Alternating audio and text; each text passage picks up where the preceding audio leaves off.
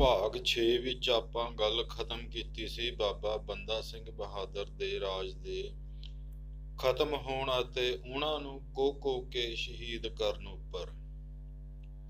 7 ਜੂਨ 1716 ਵਿੱਚ ਜਦੋਂ ਬੰਦਾ ਸਿੰਘ ਬਹਾਦਰ ਨੂੰ ਮੌਤ ਦੇ ਘਾਟ ਉਤਾਰ ਦਿੱਤਾ ਗਿਆ, ਮੁਗਲ ਬਾਦਸ਼ਾਹ ਫ਼ਰਖ਼ੁਸ਼ਿਆਰ ਦੇ ਹੁਕਮ ਉੱਪਰ, ਤਾਂ ਉਸ ਤੋਂ ਬਾਅਦ ਤਾਂ ਪੰਜਾਬ ਲਈ ਸਭ ਤੋਂ ਮਾੜਾ ਅਤੇ ਕਤਲੋਗਾਰਤ ਭਰਿਆ ਦੌਰ ਸ਼ੁਰੂ ਹੋ ਗਿਆ। ਉਸਨੇ ਹੁਕਮ ਕਰ ਦਿੱਤਾ ਕਿ ਜਿੱਥੇ ਵੀ ਸਿੱਖ ਮਿਲਣ, ਫੜ ਕੇ ਲਿਆਂਦੇ ਜਾਣ ਤੇ ਈਨ ਮਨਾ ਲਈ ਜਾਵੇ। ਮੁਸਲਮਾਨ ਬਣੋ, ਨਹੀਂ ਤੇ ਕਤਲ ਕਰ ਦਿੱਤਾ ਜਾਵੇਗਾ। ਹੁਣ ਸਿੱਖ ਹੋਣਾ ਗੁਨਾਹ ਹੋ ਗਿਆ। ਸਿੱਖ ਆਪਣੀ ਪਛਾਣ ਤੋਂ ਆਸਾਨੀ ਨਾਲ ਲੱਭੇ ਤੇ ਪਛਾਣੇ ਜਾ ਸਕਦੇ ਸਨ।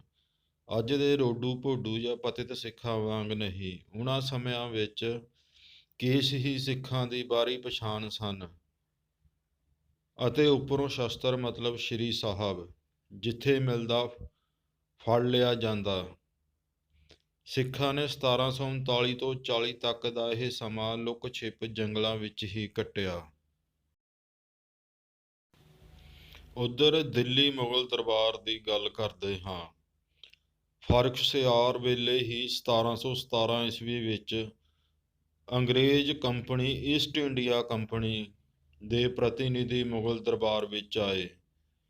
ਇਹਨਾਂ ਵਿੱਚ ਜੌਹਨ ਸ਼ਰਮਨ, ਐਡਵਰਡ ਸਟੀਫਸਨ, ਇੱਕ ਡਾਕਟਰ ਵਿਲੀਅਮ ਹੈਮਿਲਟਨ ਸਨ। ਫ਼ਰਖ਼ੁਸ਼ਿਆਰ ਕਿਸੇ ਬਿਮਾਰੀ ਦੀ ਚਪੇਟ ਵਿੱਚ ਸੀ ਉਨੀ ਦਿਨੀ। ਡਾਕਟਰ ਦੇ ਇਲਾਜ ਤੋਂ ਠੀਕ ਹੋ ਉਹ ਇਹਨਾਂ ਨੂੰ ਰਿਆਇਤਾਂ ਦੇ ਦਿੰਦਾ ਹੈ। 3000 ਰੁਪਇਆ ਸਾਲਾਨਾ ਟੈਕਸ ਦੀ ਸ਼ਰਤ ਤੇ ਬੰਗਾਲ, ਬਿਹਾਰ ਅਤੇ ਉੜੀਸਾ ਵਿੱਚ ਵਪਾਰ ਕਰਨ ਦੀ ਇਜਾਜ਼ਤ ਮਿਲ ਜਾਂਦੀ ਹੈ। ਕਲਕੱਤੇ ਕੋਲ 38 ਪਿੰਡ ਖਰੀਦਣ ਦੀ ਵੀ ਇਜਾਜ਼ਤ ਉਹਨਾਂ ਨੂੰ ਦੇ ਦਿੰਦਾ ਹੈ। 28 ਅਪ੍ਰੈਲ 1719 ਨੂੰ ਇਸ ਦੇ ਦੋ ਦਰਬਾਰੀ ਅਮੀਰਾਂ ਅਬਦੁੱਲਾ ਖਾਂ ਅਤੇ ਹੁਸੈਨ ਅਲੀ ਖਾਨ ਨੇ ਫ਼ਰਖ਼ੁਸ਼ਿਆਰ ਦਾ ਗਲਾ ਘੁੱਟ ਹੱਤਿਆ ਕਰ ਦਿੱਤੀ। ਇਹ ਪਹਿਲਾ ਕਤਲ ਸੀ ਮੁਗਲ ਤਖ਼ਤ ਤੇ। ਬਾਕੀ ਜੰਗ ਜਾਂ ਕੁਦਰਤੀ ਮੌਤ ਮਰੇ ਸਨ। ਫਿਰ ਦਿੱਲੀ ਗੱਦੀ ਤੇ ਕੁਝ ਮਹੀਨੇ ਲਈ ਰਫੀਉਦ ਦਰਜਾਦ ਗੱਦੀ ਤੇ ਬੈਠਾ। 28 ਫਰਵਰੀ 1719 ਤੋਂ 4 ਜੂਨ 1719 ਤੱਕ ਇਹਨੂੰ ਟੀਬੀ ਦੀ ਬਿਮਾਰੀ ਹੋਈ ਸੀ ਅਤੇ 4 ਮਹੀਨੇ ਵਿੱਚ ਹੀ ਮਰ ਗਿਆ ਸੀ। ਫਿਰ ਰਫੀਉਦ ਦਰਜਾਦ ਦੇ ਭਰਾ ਰਫੀਉਦ ਦੌਲਾ ਨੂੰ ਗੱਦੀ ਤੇ ਬਿਠਾਇਆ ਜਾਂਦਾ ਹੈ। ਇਹ 6 ਜੂਨ ਤੋਂ 18 ਦਸੰਬਰ 1719 ਤੱਕ ਹੀ ਗੱਦੀ ਤੇ ਰਿਹਾ। ਇਹਨੂੰ ਵੀ ਪੇਚਿਸ ਦੀ ਬਿਮਾਰੀ ਹੋਈ ਤੇ 6-7 ਮਹੀਨੇ ਰਾਜ ਕਰ ਪੇਚਿਸ ਦੀ ਬਿਮਾਰੀ ਕਾਰਨ ਮਰ ਗਿਆ। ਇਹ ਸਭ ਦੱਸਣ ਦਾ ਕਾਰਨ ਕਿਉਂਕਿ ਉਸ ਵੇਲੇ ਪੰਜਾਬ ਉੱਪਰ ਦਿੱਲੀ ਮੁਗਲਿਆ ਤਖ਼ਤ ਹੀ ਸ਼ਾਸਨ ਕਰ ਰਿਹਾ ਸੀ, ਆਪਣੇ ਨਵਾਬਾਂ ਅਤੇ ਜਰਨੈਲਾਂ ਰਾਹੀਂ। ਫਿਰ ਦਿੱਲੀ ਤਖ਼ਤ ਤੇ ਬੈਠਾ ਮੁਹੰਮਦ ਸ਼ਾਹ। ਇਹ ਬਹਾਦਰ ਸ਼ਾਹ ਦਾ ਪੋਤਾ ਸੀ।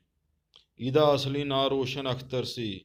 ਇਹਨੇ 1719 ਤੋਂ 1748 ਤੱਕ ਰਾਜ ਕੀਤਾ। ਇੱਥੇ ਦੱਸਣਯੋਗ ਹੈ ਕਿ ਇਹ ਸਾਰੇ ਤਕਰੀਬਨ ਔਰੰਗਜ਼ੇਬ ਦੇ ਪੁੱਤਰ ਬਹਾਦਰ ਸ਼ਾਹ ਦੇ ਪੋਤੇ ਹੀ ਸਨ। ਦਿੱਲੀ ਤਖ਼ਤ ਤੇ ਸੈਯਦ ਬੰਦੂ ਨਾਂ ਦੇ ਦੋ ਸ਼ਖਸ ਸੱਤਾ ਹੱਥ ਸਾਂਭੀ ਰਾਜ ਚਲਾ ਰਹੇ ਸਨ। ਗੱਦੀ ਤੇ ਕਿਹਨੂੰ ਬਿਠਾਉਣਾ ਹੈ ਤੇ ਕਿਹਨੂੰ ਲਾਉਣਾ ਹੈ, ਇਹਨਾਂ ਦਾ ਹੀ ਕੰਮ ਸੀ। ਇਹਨਾਂ ਦਾ ਵੀ ਕਤਲ ਹੋਇਆ। ਪਹਿਲਾ ਹੁਸੈਨ ਅਲੀ ਖਾਨ ਦਾ ਛੁਰਾ ਮਾਰ ਕਤਲ ਕੀਤਾ ਜਾਂਦਾ ਹੈ 1720 ਈਸਵੀ ਵਿੱਚ।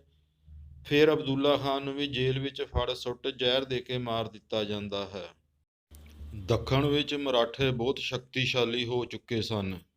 1737 ਈਸਵੀ ਵਿੱਚ ਮਰਾਠੇ ਪੇਸ਼ਵਾ ਬਾਜੀ ਰਾਓ ਪ੍ਰਥਮ ਨੇ ਦਿੱਲੀ ਤੇ ਹਮਲਾ ਕੀਤਾ। ਮਕਸਦ ਦਿੱਲੀ ਤਖ਼ਤ ਕਬਜ਼ਾਉਣਾ ਨਹੀਂ ਸੀ, ਬਸ ਸ਼ਕਤੀ ਪ੍ਰਦਰਸ਼ਨ ਹੀ ਸੀ। ਹਰਾ ਕੇ ਰਾਜ ਕਰਨ ਦੀ ਥਾਂ ਉਹ ਨਜ਼ਰਾਨਾ ਲੈ ਸਮਝੌਤਾ ਕਰ ਮੁੜ ਗਿਆ। ਫਿਰ 2 ਸਾਲ ਬਾਅਦ ਮੁਗਲ ਬਾਦਸ਼ਾਹ ਮੁਹੰਮਦ ਸ਼ਾਹ ਵੇਲੇ ਹੀ 1739 ਈਸਵੀ ਵਿੱਚ ਫਾਰਸ ਮਤਲਬ ਈਰਾਨ ਤੋਂ ਨਾਦਰ ਸ਼ਾਹ ਨੇ ਦਿੱਲੀ ਤੇ ਹਮਲਾ ਕਰ ਦਿੱਤਾ। ਪੰਜਾਬ ਵਿੱਚ ਬੰਦਾ ਸਿੰਘ ਬਹਾਦਰ ਤੋਂ ਬਾਅਦ ਉਹਦੇ ਬਚੇ ਖੁਸੇ ਸੈਨਿਕ ਸਰਦਾਰ ਛੋਟੇ-ਮੋਟੇ ਸਮੂਹਾਂ ਵਿੱਚ ਫੌਜੀ ਤਾਕਤ ਇਕੱਠੀ ਕਰ ਰਹੇ ਸਨ। ਨਾਦਰ ਸ਼ਾਹ ਮਾਰੋ ਮਾਰ ਕਰਦਾ ਦਿੱਲੀ ਪੁੱਜ ਗਿਆ। ਫਰਵਰੀ 1739 ਈਸਵੀ ਵਿੱਚ। ਦਿੱਲੀ ਦੀ ਤਾਕਤ ਕੀ ਹੈ? ਇਹ 2 ਸਾਲ ਪਹਿਲੇ ਮਰਾਠੇ ਹਰਾ ਕੇ ਦੱਸ ਹੀ ਚੁੱਕੇ ਸਨ। ਇਹ ਮੁਗਲ ਬਾਦਸ਼ਾਹੀ ਦਾ ਪ੍ਰਤੀਕ ਤਖਤੇ ਤਾਊਸ, ਜਿਹਦੇ ਵਿੱਚ ਕੋਹਿਨੂਰ ਹੀਰਾ ਜੜਿਆ ਸੀ, ਲੁੱਟ ਕੇ ਈਰਾਨ ਲੈ ਗਿਆ। ਦਿੱਲੀ ਨੂੰ ਨਾਦਰ ਸ਼ਾਹ ਨੇ 50 ਕਰੋੜ ਦਾ ਜੁਰਮਾਨਾ ਲਾਇਆ। ਦਬਾਅ ਲਈ ਕਤਲੇਆਮ ਸ਼ੁਰੂ ਕਰ ਦਿੱਤਾ। ਦਿੱਲੀ ਵਿੱਚ ਹੀ 30,000 ਤੋਂ ਵੱਧ ਲੋਕ ਕਤਲ ਕਰ ਦਿੱਤੇ ਗਏ, ਘੱਟੋ ਘੱਟ। ਬਹੁਤ ਇਤਿਹਾਸਕਾਰ ਕਤਲ ਲੋਕਾਂ ਦੀ ਗਿਣਤੀ ਵਿੱਚ ਲੱਖ ਤੋਂ 1.5 ਲੱਖ ਦੀ ਸੰਖਿਆ ਦੱਸਦੇ ਹਨ।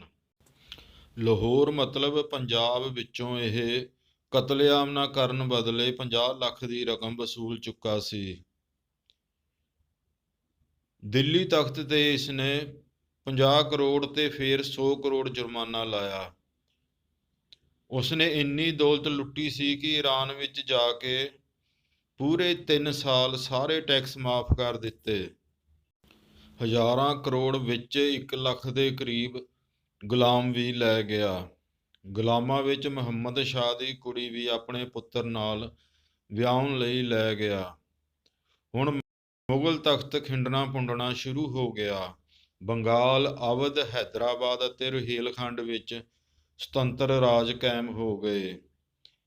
ਇਹ ਅਯਾਸ਼ ਸ਼ਰਾਬੀ ਦੇ ਨਕਾਰਾ ਬਾਦਸ਼ਾਹ ਦੀ ਮੌਤ ਤੋਂ ਬਾਅਦ ਇਸ ਦਾ ਪੁੱਤਰ ਅਹਿਮਦ ਸ਼ਾਹ 1748 ਵਿੱਚ ਗੱਦੀ ਤੇ ਬੈਠਾ ਅਤੇ 1754 ਤੱਕ ਬਾਦਸ਼ਾਹ ਰਿਹਾ। ਕਹਿੰਦੇ ਮੁਹੰਮਦ ਸ਼ਾਹ ਨੇ ਇੱਕ ਵੇਸ਼ਵਾ ਊਧਮ ਬਾਈ ਨਾਲ ਨਿਕਾਹ ਕੀਤਾ ਸੀ, ਉਸ ਤੋਂ ਇਹ ਜੰਮਿਆ ਸੀ। ਇਹ ਵੀ ਆਪਣੇ ਪਿਓ ਵਾਂਗ ਅਯਾਸ਼ ਹੀ ਸੀ। 1754 ਈਸਵੀ ਵਿੱਚ ਅਹਿਮਦ ਸ਼ਾਹ ਨੂੰ ਨਕਾਰਾ ਕਹਿ ਕੇ ਗੱਦੀ ਤੋਂ ਲਾਹ ਦਿੱਤਾ ਜਾਂਦਾ ਹੈ ਅਤੇ ਅੰਨਾ ਕਰ ਜੇਲ੍ਹ ਵਿੱਚ ਸੁੱਟ ਦਿੱਤਾ ਜਾਂਦਾ ਹੈ। ਫਿਰ ਦਿੱਲੀ ਦੇ ਤਖਤ ਉੱਪਰ ਔਰੰਗਜ਼ੇਬ ਦੇ ਪੁੱਤਰ ਬਹਾਦਰ ਸ਼ਾਹ ਦੇ ਪੁੱਤਰ ਮਤਲਬ ਔਰੰਗਜ਼ੇਬ ਦੇ ਪੋਤੇ ਜਹਾਂਗੀਰ ਸ਼ਾਹ ਦੇ ਪੋਤੇ ਆਲਮਗੀਰ ਦਵਿਤੀਏ ਨੂੰ ਬਿਠਾਇਆ ਜਾਂਦਾ ਹੈ। 1754 ਤੋਂ 1759 ਤੱਕ ਇਸ ਦੀ ਵੀ ਹੱਤਿਆ ਕਰ ਦਿੱਤੀ ਗਈ। ਇਹ ਹਾਲ ਹੋ ਚੁੱਕਿਆ ਸੀ ਉਸ ਵੇਲੇ ਦੇ ਮੁਗਲ ਬਾਦਸ਼ਾਹਾਂ ਦਾ। ਇਸ ਦੀ ਹੱਤਿਆ ਤੋਂ ਬਾਅਦ ਇਸ ਦਾ ਪੁੱਤਰ ਸ਼ਾਹ ਆਲਮ ਦਵਿਤੀਏ ਦਿੱਲੀ ਦੇ ਤਖਤ ਤੇ ਬੈਠਾ। ਇਹ 1759 ਤੋਂ 1806 ਈਸਵੀ ਤੱਕ ਦਿੱਲੀ ਦੇ ਤਖਤ ਤੇ ਰਿਹਾ। ਇੱਧਰ ਫਰਖਸਿਆਰ ਦੇ 1716 ਈਸਵੀ ਵਿੱਚ ਬੰਦਾ ਸਿੰਘ ਬਹਾਦਰ ਦੇ ਖਾਤਮੇ ਤੋਂ ਬਾਅਦ ਸਿੱਖਾਂ ਦੇ ਕਤਲੇਆਮ ਦੀ ਸ਼ੁਰੂਆਤ ਹੋ ਗਈ ਸੀ। ਹੁਣ ਗੱਲ ਦਿੱਲੀ ਮੁਗਲ ਤਖਤ ਤੋਂ ਹਟ ਸਿਰਫ ਪੰਜਾਬ ਤੱਕ ਆ ਜਾਣੀ ਹੈ। ਇਸ ਲਈ ਮੁਗਲ ਤਖਤ ਦੇ ਅੰਤ ਤੱਕ ਗੱਲ ਲੈ ਜਾਂਦੇ ਹਾਂ। 1803 ਈਸਵੀ ਵਿੱਚ ਅੰਗਰੇਜ਼ ਦਿੱਲੀ ਕਬਜ਼ਾ ਕਰ ਗਏ ਅਤੇ ਸ਼ਾਹ ਆਲਮ ਉਸ ਵੇਲੇ ਮੁਗਲ ਤਖਤ ਤੇ ਮੁਗਲਿਆ ਬਾਦਸ਼ਾਹ ਸੀ। ਅੰਗਰੇਜ਼ਾਂ ਨੇ ਇਹਨੂੰ ਪੈਨਸ਼ਨ ਲਾ ਕਾਗਜ਼ੀ ਬਾਦਸ਼ਾਹ ਬਣਾ ਦਿੱਤਾ। 1806 ਵਿੱਚ ਇਹਦੇ ਪੁੱਤਰ ਅਕਬਰ ਦਵਿਤੀਏ ਨੂੰ ਕਾਗਜ਼ੀ ਬਾਦਸ਼ਾਹ ਬਣਾਇਆ ਗਿਆ। ਇਹਦੇ ਰਾਜ ਵਿੱਚ ਹੀ ਮੁਗਲ ਸਿੱਕੇ ਬੰਦ ਕਰ ਦਿੱਤੇ ਗਏ। 1837 ਤੋਂ ਅਕਬਰ ਦਵਿਤੀਏ ਦਾ ਪੁੱਤਰ ਬਹਾਦਰ ਸ਼ਾਹ ਜ਼ਫਰ ਮੁਗਲਾਂ ਦਾ ਆਖਰੀ ਬਾਦਸ਼ਾਹ ਕਹਾਇਆ 1857 ਤੱਕ। ਪਰ 1857 ਦੇ ਵਿਦਰੋਹ ਤੋਂ ਬਾਅਦ ਇਹਨੂੰ ਰੰਗੂਨ ਜੇਲ੍ਹ ਵਿੱਚ ਕੈਦ ਕਰਕੇ ਮਰਨ ਲਈ ਛੱਡ ਦਿੱਤਾ ਗਿਆ। ਬਾਬਰ ਤੋਂ 1556 ਈਸਵੀ ਵਿੱਚ ਸ਼ੁਰੂ ਹੋਇਆ ਮੁਗਲ ਰਾਜ 1858 ਈਸਵੀ ਵਿੱਚ ਪੂਰੀ ਤਰ੍ਹਾਂ ਖਤਮ ਹੋ ਗਿਆ। ਸਿੱਖ ਸਰਦਾਰ ਥੋੜ੍ਹਾ ਬਹੁਤ ਜੋੜ ਫੜਨ ਲੱਗੇ। ਇਸ ਕਾਲਖੰਡ ਵਿੱਚ ਹੀ ਜ਼ਕਰੀਆ ਖਾਨ ਲਾਹੌਰ ਦਾ ਸੂਬੇਦਾਰ ਬਣਿਆ। ਇਹ 1726 ਤੋਂ 1745 ਤੱਕ ਰਿਹਾ। ਸਿੱਖ ਕਿਤੇ ਕਿਤੇ ਪੰਜਾਬ ਵਿੱਚ ਛੋਟੇ ਸਮੂਹਾਂ ਵਿੱਚ ਆ ਕੇ ਲੁੱਟਮਾਰ ਕਰ ਮੁਗਲ ਖਜ਼ਾਨੇ ਨੂੰ ਢਾਹ ਲਾ ਜਾਂਦੇ। ਦਿੱਲੀਓਂ ਮੁਗਲ ਤਖਤ ਦੀ ਥਾਂ ਇਸਨੇ ਜਿਹਾਦ ਮਤਲਬ ਧਰਮ ਦੇ ਨਾਂ ਤੇ ਜੰਗ ਲਈ ਮੁਸਲਮਾਨਾਂ ਨੂੰ ਇਕੱਠਿਆ ਕਰ ਵੱਡੀ ਤਿਆਰੀ ਸ਼ੁਰੂ ਕਰ ਦਿੱਤੀ, ਪਰ ਕਾਰਵਾਈ ਸ਼ੁਰੂ ਹੋਣ ਤੋਂ ਪਹਿਲਾਂ ਹੀ ਖਤਮ ਹੋ ਗਈ। ਸਿੱਖਾਂ ਦੇ ਕਈ ਸਮੂਹਾਂ ਨੇ ਇਕੱਠੇ ਹੋ ਲਗਭਗ 6-7 ਹਜ਼ਾਰ ਦੀ ਗਿਣਤੀ ਵਿੱਚ ਪਹਿਲਾਂ ਹੀ ਹਮਲਾ ਕਰ ਦਿੱਤਾ ਤੇ ਜਹਾਦੀਆਂ ਨੂੰ ਤਕੜੀ ਟੱਕਰ ਦੇ ਲੁੱਟਮਾਰ ਕਰ ਸਬਾਬ ਵੀ ਲੁੱਟ ਲੈ ਗਏ। ਇਸ ਨਾਲ ਹੁਣ ਜ਼ਕਰੀਆ ਖਾਨ ਨੂੰ ਸਿੱਖਾਂ ਦੀ ਤਾਕਤ ਪਤਾ ਲੱਗ ਗਈ ਅਤੇ ਆਪਣੀ ਕਮਜ਼ੋਰੀ ਵੀ। ਉਸਨੇ ਨਵਾਬ ਕਪੂਰ ਸਿੰਘ ਫੈਜ਼ਲਪੁਰੀਏ ਨੂੰ ਨਵਾਬੀ ਦੇ ਸਮਝੌਤੇ ਦਾ ਰਾਹ ਲਿਆ, ਪਰ 1739 ਈਸਵੀ ਵਿੱਚ ਸਮਝੌਤਾ ਟੁੱਟਿਆ ਤੇ ਫਿਰ ਸਖਤੀ ਸ਼ੁਰੂ ਹੋ ਗਈ। ਹੁਣ ਹਰਮਿੰਦਰ ਸਾਹਿਬ ਵੀ ਉਹਨਾਂ ਦੇ ਮਤਲਬ ਮੁਗਲਾਂ ਦੇ ਕਬਜ਼ੇ ਵਿੱਚ ਸੀ। 1740 ਈਸਵੀ ਵਿੱਚ ਪਿੰਡ ਮਡਿਆਲੇ ਦੇ ਚੌਧਰੀ ਮੱਸਾ ਰੰਗੜ ਦਾ ਸਿਰ ਲਾਇਆ ਗਿਆ, ਜੋ ਸਿੱਖਾਂ ਨੂੰ ਚੜ੍ਹਾਉਣ ਲਈ ਉੱਥੇ ਅਯਾਸ਼ੀਆਂ ਕਰ ਰਿਹਾ ਸੀ ਹਰਮਿੰਦਰ ਸਾਹਿਬ ਦੇ ਅੰਦਰ। 1742 ਈਸਵੀ ਵਿੱਚ ਹੀ ਸਿਆਲਕੋਟ 'ਚ ਬਾਲ ਹਕੀਕਤ ਰਾਏ ਨੂੰ ਵੀ ਮੌਤ ਦੀ ਸਜ਼ਾ ਦਿੱਤੀ ਗਈ। ਉਹ ਆਪਣੇ ਧਰਮ ਖਿਲਾਫ ਬੋਲਣ ਤੇ ਵਿਰੋਧ ਉੱਪਰ ਕਾਇਮ ਰਿਹਾ, ਪਰ ਡਰਿਆ ਨਾ ਅਤੇ ਜਾਨ ਦੇ ਦਿੱਤੀ। ਇਹਨਾਂ ਘਟਨਾਵਾਂ ਨੇ ਆਮ ਲੋਕਾਂ ਵਿੱਚ ਫਿਰ ਚੜ੍ਹਦੀ ਕਲਾ ਭਰ ਦਿੱਤੀ। 1746 ਈਸਵੀ ਵਿੱਚ ਯਹੀਆ ਖਾਨ ਪੰਜਾਬ ਦਾ ਸੂਬੇਦਾਰ ਬਣਿਆ। ਇਹ 1747 ਤੱਕ ਰਿਹਾ। ਇਹਨੇ ਮਈ 1746 ਵਿੱਚ ਗੁਰਦਾਸਪੁਰ ਦੇ ਕਸਬੇ ਕਾਹਨੂੰਵਾਲ ਕੋਲ ਸਿੱਖਾਂ ਦਾ ਵੱਡਾ ਕਤਲੇਆਮ ਕੀਤਾ।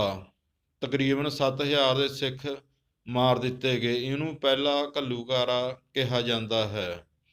ਫਿਰ 1748 ਈਸਵੀ ਵਿੱਚ ਮੋਇਨੁਲ ਮੁਲਕ, ਜਿਹਨੂੰ ਮੀਰ ਮੰਨੂ ਵੀ ਕਹਿੰਦੇ ਹਾਂ, ਪੰਜਾਬ ਦਾ ਸੂਬੇਦਾਰ ਬਣਿਆ। ਇਹਨੇ ਸਿੱਖਾਂ ਦੇ ਵੱਡੇ ਸਿਰਾਂ ਤੇ ਇਨਾਮ ਰੱਖ ਦਿੱਤਾ। ਭਾਵੇਂ ਮੁਗਲ ਤਖਤ ਆਪਣੇ ਆਖਰੀ ਸਾਹਾਂ ਤੇ ਸੀ, ਪਰ ਪੰਜਾਬ ਵਿੱਚ ਜ਼ੁਲਮ ਆਪਣੇ ਸਿਖਰਾਂ ਤੇ ਸੀ। ਦਿੱਲੀ ਮੁਗਲ ਤਖਤ ਤੇ ਹਮਲਾ ਹੋਇਆ ਅਹਿਮਦ ਸ਼ਾਹ ਅਬਦਾਲੀ ਦਾ।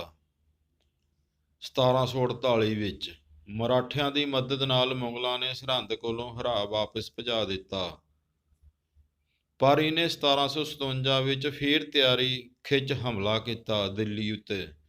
ਦਿੱਲੀ ਜਿੱਤੀ ਅਤੇ ਲੁੱਟ ਦਾ ਮਾਲ ਇਨਾਮ ਵਜੋਂ ਘੋੜਿਆਂ, ਊਠਾਂ ਅਤੇ ਖੱਚਰਾਂ ਤੇ ਲੱਦ ਕਾਬਲ ਨੂੰ ਭੇਜਿਆ। ਕਈ ਥਾਈਂ ਸਿੰਘਾਂ ਨੇ ਇਹਦਾ ਮਾਲ ਲੁੱਟ ਲਿਆ। ਇਹਨੇ ਲਾਹੌਰ ਦੇ ਸੂਬੇਦਾਰ ਤੈਮੂਰ ਸ਼ਾਹ ਦੀ ਮਦਦ ਲਈ ਫੌਜ ਭੇਜੀ ਅਤੇ ਅੰਮ੍ਰਿਤ ਸਾਹਿਬ ਨੂੰ ਸਿੱਖੀ ਦਾ ਕੇਂਦਰ ਮੰਨਦੇ ਹੋਏ ਘੇਰ ਲਿਆ ਅਤੇ ਸਰੋਵਰ ਨੂੰ ਮਿੱਟੀ ਨਾਲ ਪੂਰ ਦਿੱਤਾ। ਸਿੱਖਾਂ ਨੇ ਕੁਝ ਸਮੇਂ ਬਾਅਦ ਫਿਰ ਹਰਿਮੰਦਰ ਸਾਹਿਬ ਦਾ ਪ੍ਰਬੰਧ ਆਪਣੇ ਹੱਥਾਂ ਵਿੱਚ ਲੈ ਲਿਆ। 1761 ਈਸਵੀ ਵਿੱਚ ਉਹ ਫਿਰ ਦਿੱਲੀ ਤੇ ਹਮਲਾਵਰ ਹੋਇਆ। ਇਸ ਵਾਰ ਫਿਰ ਮਰਾਠੇ ਦਿੱਲੀ ਤਖਤ ਦੀ ਮਦਦ ਤੇ ਸਨ। ਇਹਨੂੰ ਪਾਣੀਪਤ ਦਾ ਤੀਸਰਾ ਯੁੱਧ ਵੀ ਕਿਹਾ ਜਾਂਦਾ ਹੈ। ਇੱਥੇ ਅਬਦਾਲੀ ਜਿੱਤ ਗਿਆ। ਪਾਣੀਪਤ ਦੀ ਹਾਰ ਵਿੱਚ ਮਰਾਠੇ ਬੜੀ ਵੱਡੀ ਗਿਣਤੀ ਵਿੱਚ ਮਾਰੇ ਗਏ। ਉਹਨਾਂ ਦਾ ਤਕਰੀਬਨ ਲੱਕ ਹੀ ਟੁੱਟ ਗਿਆ ਸੀ।